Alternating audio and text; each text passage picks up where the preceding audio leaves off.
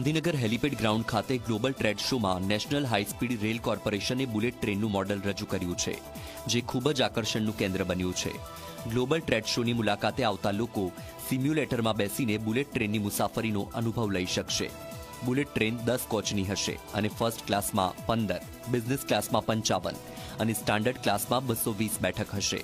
આ મોડેલમાં લોકો ડ્રાઈવરની કેબિન, કોચમાં પેસેન્જરની સીટ સહિત અન્ય સુવિધાની પણ માહિતી મેળવી શકશે.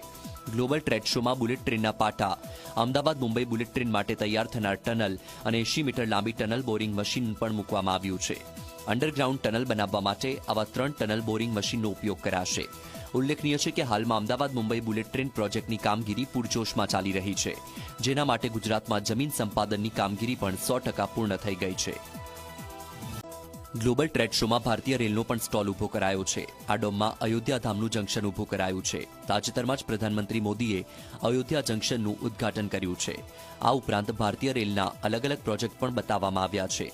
કાશ્મીરની ઘાટીમાં બનાવવામાં આવેલો ચિનાબ બ્રિજનો ડેમો બતાવાયો છે.